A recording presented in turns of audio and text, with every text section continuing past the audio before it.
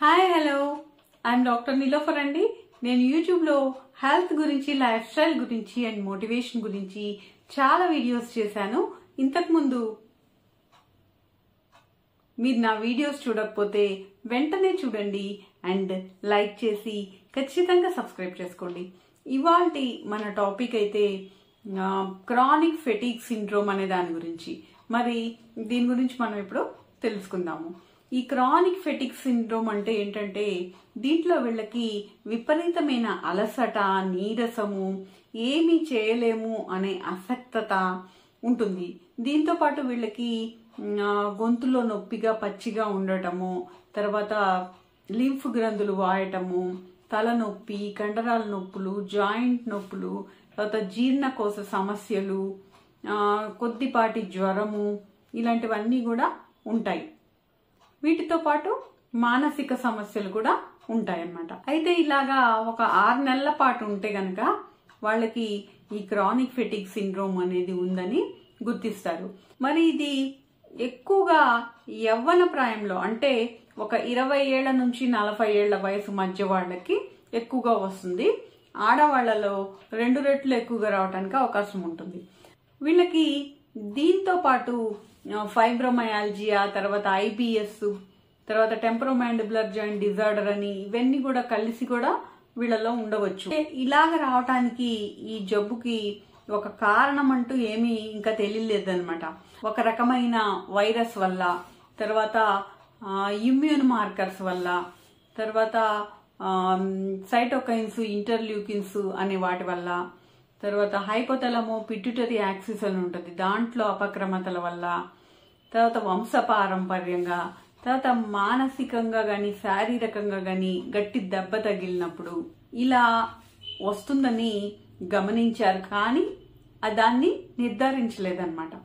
విపరీతమైన అలసట అనేది ఉండి వాళ్ళకి కండరాల నొప్పులు, జాయింట్ నొప్పులు, తలనొప్పి, గొంతు పచ్చిగా ఉండటము, గ్రంథులు వాయటము, లింఫ్ గ్రంథులు, తర్వాత కొద్దిపాటి జ్వరం కనబడటము, వాళ్ళకి ఏకాగ్రత లేకపోవటము, జ్ఞాపక శక్తిలో తేడాలు, మానసికమైన సమస్యలు, ఇవన్నీ ఒక 6 నెలల దాకా కనబడుతూ ఉంటే ఈ క్రానిక్ ఫెటిగ్ సిండ్రోమ్ ఉందని నిర్ధారించవచ్చు అనమాట. మందికి ఏంటంటే లో బీపీ కూడా ఉంటుంది.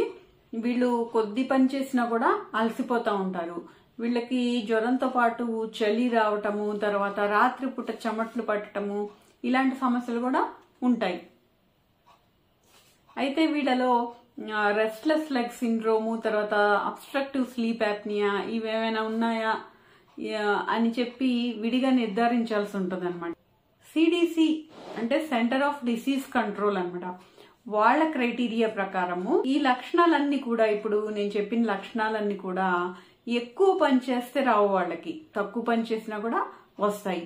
రెస్ట్ తీసుకుంటే తగ్గవు. వాళ్ళ పనులు దీనివల్ల వాళ్ళు చేసే పనులు 50% చేయగలుగుతారు. అంటే వాళ్ళ ప్రొడక్టివిటీ తగ్గుతుంది. ఇలాగ ఉంటే గనక, ఇలాగుండి వాళ్ళని ఇబ్బంది పెడుతుంటే అప్పుడు ఈ క్రానిక్ ఫెటిగ్ సిండ్రోమ్ అని నిర్ధారణ చేయొచ్చు. ఈ పరిస్థితి కొన్ని ఇతర వ్యాధుల్ని కూడా పోలి ఉంటుంది. ఏ వ్యాధులు? వీళ్ళకి హైపోథైరాయిడిజము, తర్వాత ఆటో ఇమ్యూన్ వ్యాధులు, డిప్రెషను, వీటన్నిటినీ ఈ వ్యాధి పోలి ఉంటుంది. కాబట్టి ఇవి కాదు అని చెప్పి నిర్ధారించాల్సి ఉంటుంది. అలా నిర్ధారించడానికి వీళ్ళకి కొన్ని శారీరక, మానసిక పరీక్షలు కూడా చేయాల్సి ఉంటుంది. అంతేకాకుండా వీళ్ళలో అబ్స్ట్రక్టివ్ స్లీప్ యాప్నియా అనేది, తర్వాత రెస్ట్లెస్ లెగ్ సిండ్రోము, ఈ 2 కూడా మళ్ళా అవి వేరే జబ్బులు. అవి కూడా వీళ్ళలో లేవని చెప్పి నిర్ధారిస్తేనే వీళ్ళకి ఈ క్రానిక్ ఫెటిగ్ సిండ్రోమ్ అనేది ఉందని నిర్ధారిస్తారనమాట. వీళ్ళలో ట్రీట్మెంట్ దగ్గరికి వచ్చేటప్పటికి వీళ్ళకి ఈ విటమిన్లు గాని, టానిక్లు గాని, మినరల్స్ గాని ఏవి పనిచేయవన్నమాట వీళ్ళ నీరసం తగ్గించడానికి. అంతేకాకుండా వీళ్ళు డాక్టర్ల దగ్గరికి వెళ్తే ఇవి రాస్తే తగ్గట్లేదని చెప్పి వీళ్ళు వేరే ఇతర హెర్బల్ మెడిసిన్స్ వాడటము అలాంటివి కూడా చేస్తూ ఉంటారు. అయితే అవి వాడినా కూడా వీళ్ళకి ఏమి ఉపయోగం ఉండదు. వీళ్ళకి ఏంటంటే మెయిన్ గా సపోర్టివ్ థెరపీ అనేది ఇవ్వాలి. వీళ్ళలో ఉన్న లక్షణాలు తగ్గడానికి వీళ్ళకి మందులు ఇవ్వటము, తర్వాత కొన్ని యాంటీవైరల్ మందులు కూడా వీళ్ళలో పనిచేస్తాయి. సైకియాట్రిక్ సంబంధించిన మందులు కూడా వాడవలసి రావచ్చు. వీళ్ళకి కోగ్నిటివ్ బిహేవియరల్ థెరపీ, సైకోథెరపీ లాంటి అవసరం కూడా పడవచ్చు. వీళ్ళని కొద్ది మోతాదులో పనులు చేసుకోమని ప్రోత్సహించాలన్నమాట. అసలు పనులు చేసుకోకుండా వీళ్ళు నీరసం అని చెప్పి అసలు పనులు చేసుకోకుండా ఉంటే వీళ్ళ పరిస్థితి ఇంకా కూడా దిగజారుతుంది. అందుకని వీళ్ళు కొద్ది మోతాదులో పనులు చేసుకుంటా ఉంటే వీళ్ళ పరిస్థితి మెరుగుపడటానికి అవకాశం ఉంటుంది.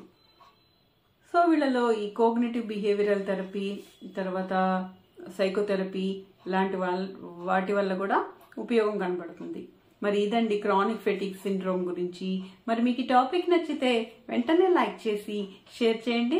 ఏమైనా డౌట్స్ ఉంటే కామెంట్ రూపంలో తెలియజేయండి. అండ్ సబ్స్క్రైబ్ చేసుకుని నోటిఫికేషన్ ఆన్ చేసుకుంటే ఇలాంటి మరిన్ని మంచి వీడియోస్ మీరు చూడగలుగుతారు. Thank you for watching. మరొక వీడియోలో మళ్ళీ కలుద్దాం.